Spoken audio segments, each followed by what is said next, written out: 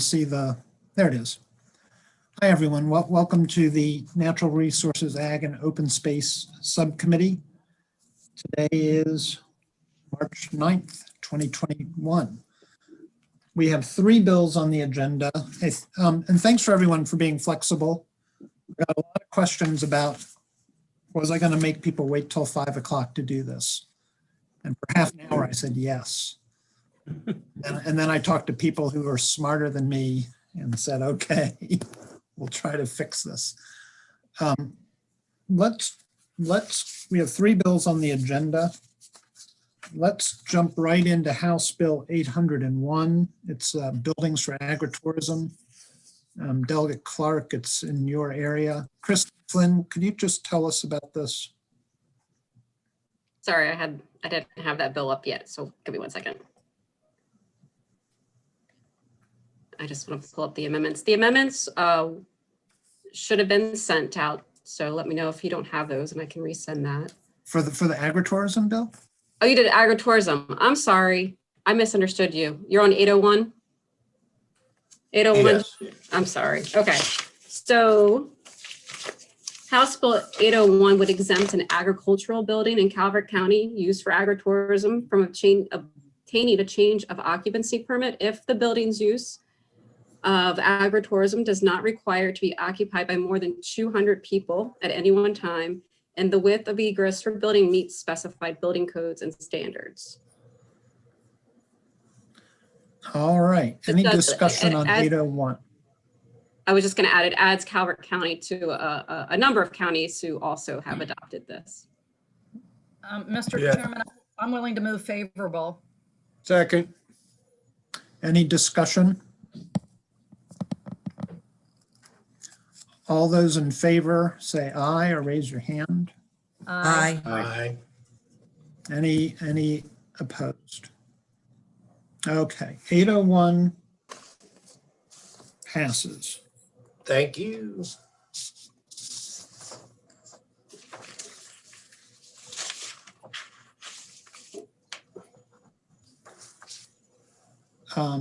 Let's go on to House Bill 860.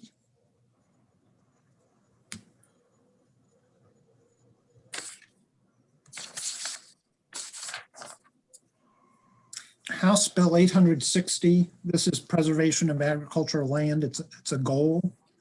Back in 02 and 03, there was a resolution to preserve agricultural land. We're about 80% of the way there.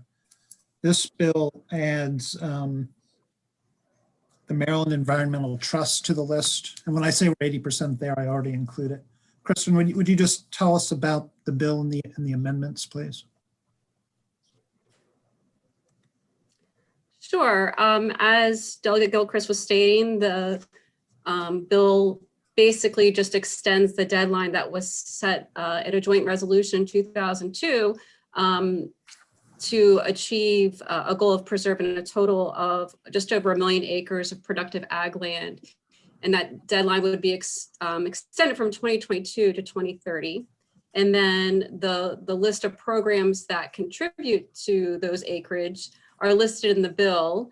And then we received an amendment that would also include the acreage that's preserved under the Next Generation Farmland Acquisition Program. And we also have an amendment that declares the intent of the General Assembly, just that this bill is intended to build off of the joint resolutions passed in 2002, and that it would include acres preserved under the Maryland Environmental Trust, which wasn't included in the original joint resolution. And then if I drafted the amendment, if the Next Gen Farmland Acquisition Program is added to the list, that too would be in that uncodified language to clarify the legislative intent of the bill. Any discussion on this, on the amendments? Do we have to adopt the amendment first, Mr. Chairman? Yes. Move the amendments. Second. Second. Okay. All those in favor of the amendment say aye or raise your hand. Aye. Aye. Any opposed? Okay, the bill as amended do I see Lindsay out there? Yes, I'm here. Do you have any comment on the bill as amended? And We're supportive. We just wanted to make sure that, sorry, I have my toddler's kindergarten sticker on me, that the bill included the next gen program, and then we're interested in the concerns of the solar industry and how those might be addressed. Just wanting to. okay, that's in the uncodified language that we just adopted. Yep. So we're Okay. good. All right, any discussion on this bill? Could you just clarify the new sunset date? I'm sorry, Kristen, is what? So the bill actually doesn't have a sunset, I don't think, but the deadline is 2030. Okay, it So doesn't. the deadline set under the joint resolution was 2022. And as Delegate Gilchrist mentioned, we're about 80% there, and this would extend the goal to 2030. I mean, to meet the goal by 2030. Okay, Anyone on, okay, we've done the amendments. Discussion. Move the I bill. move the bill favorable. I make a motion favorable. Second. All those in favor? Aye. Aye. Any opposed? All right, Steve McHenry, are you happy? Mr. Chairman, Marbitko is fine with the amendment. Thank you. Okay, thank you.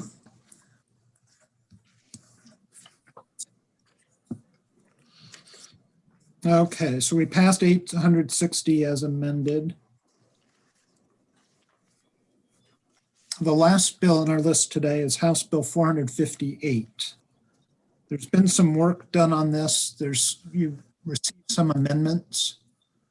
Kristen, would you like to tell us about 458? Sure, and I did just send those amendments out not too long before subcommittee, so hopefully everybody has them.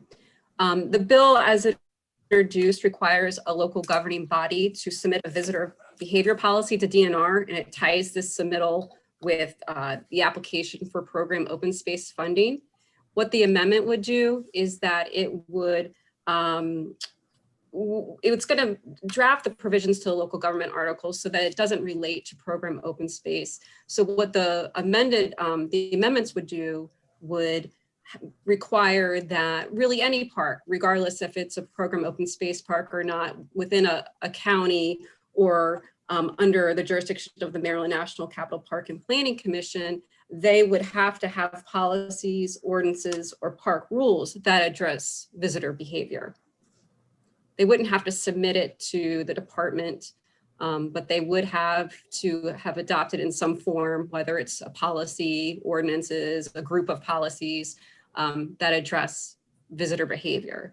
And then similar to the bill as introduced, it would have, the local jurisdiction would need a plan for sharing those policies, ordinances, et cetera, with the public.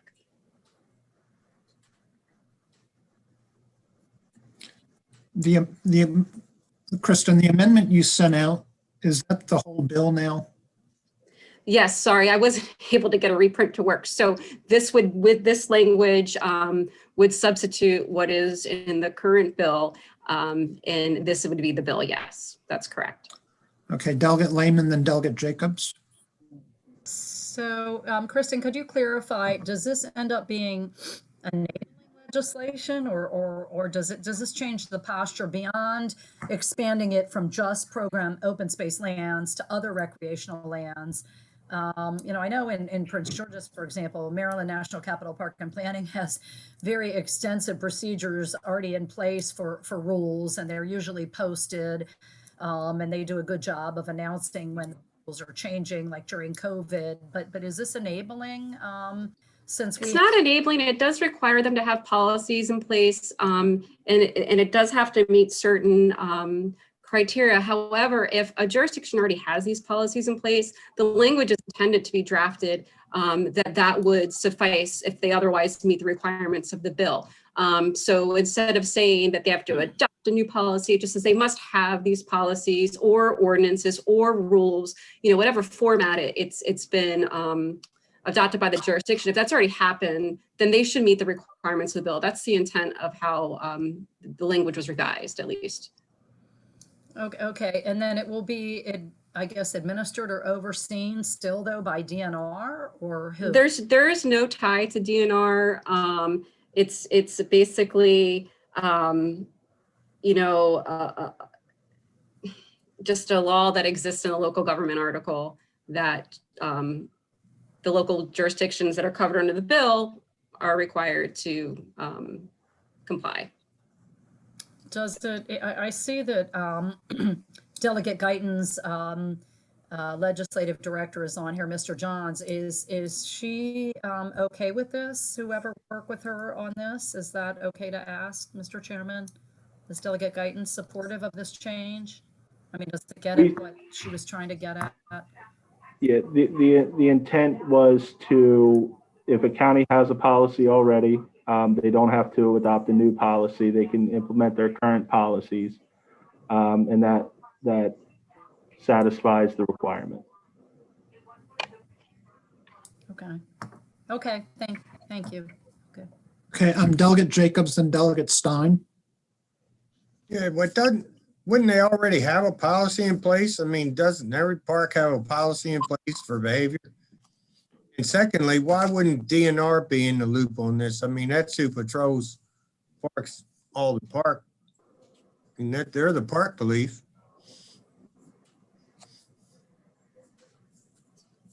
I'm sorry, is that directed back to me? So, Well, anybody can answer those questions. I don't care who answers. well, DNR doesn't necessarily oversee county parks. And of the 24 jurisdictions in Maryland, 13 have countywide policies for no littering, 9 for do not interact with wild animals, 11 for no destruction of property, and 3 for the trail courtesy. So 11 don't even have standard countywide no littering policies that we've found. So believe it or not every county does have these policies. Some do have it park to park, but not the countywide policy. Thank you, Mr. Jones. Delegate Stein. Yeah, thank you, Mr. Chairman. My understanding is that these amendments were worked out between Delegate Guyton and MACO, so that MACO is okay with these amendments. And if MACO is here, perhaps they can confirm that. I can add that MACO did express that they would drop their opposition to the bill if these amendments were adopted. Thank you. We did have a meeting with MACO about these. So MACO is, in other words, MACO is more or less neutral now at this point because of the amendments? That's correct. Yeah, and just one more question, if anyone can clarify, either Mr. Johns or Delegate Stein, because I think he worked with Delegate Guyton. What was the original issue with that prompted the behavior? I thought it was beyond littering. What prompted this? And will this get at this with this amendment? What was the concern? Corey, could I defer to you on that? Sure.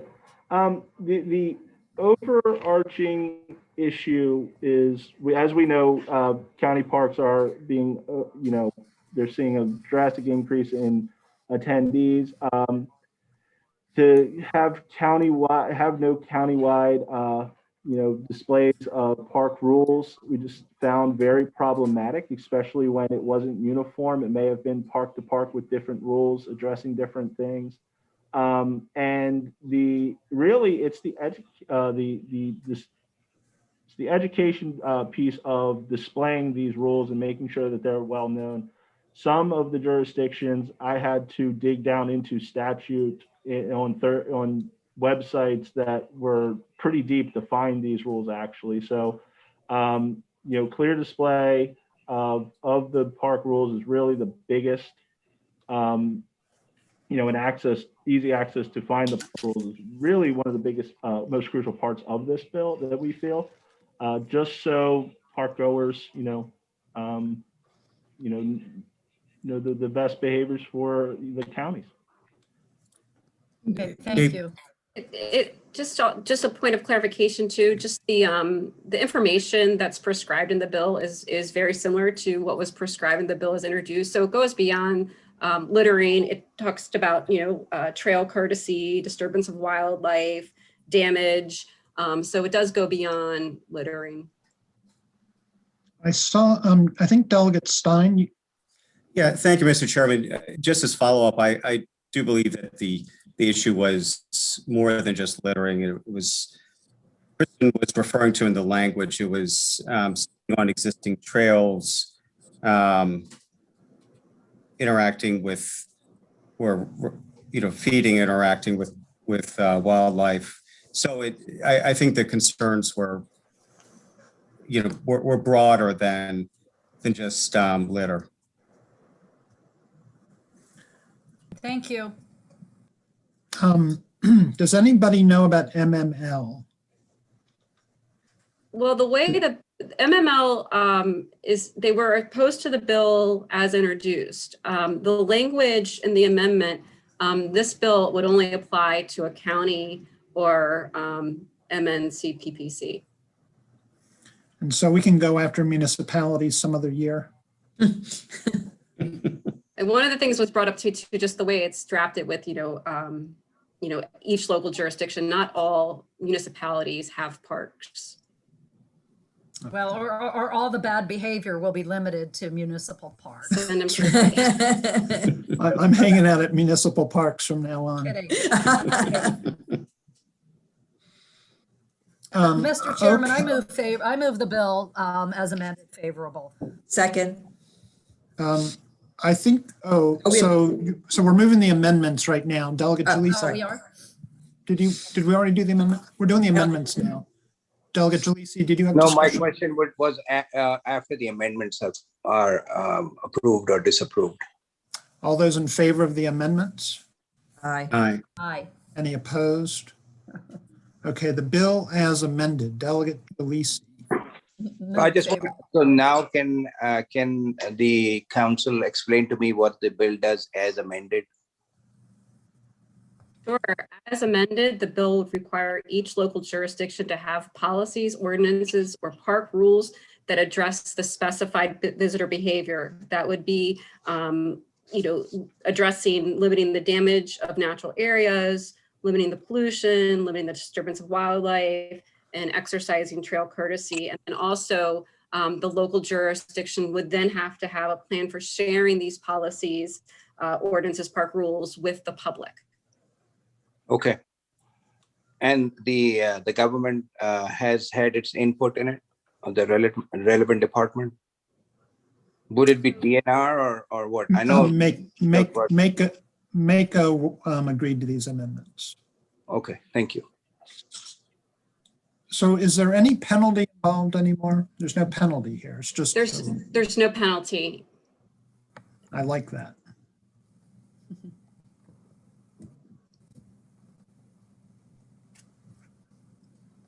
All right, any further discussion? Move the bill. Second. All those in favor of the bill, say aye. Aye. Aye. Aye. Any opposed?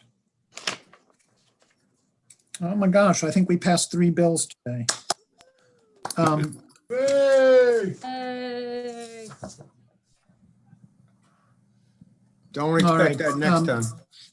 Everyone, thank you for being here. I know we did have a real time limit because there's a 2 o'clock subcommittee.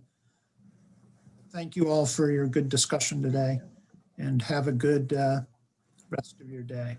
You too. Aye. Thank you. Hi, everyone. Thanks.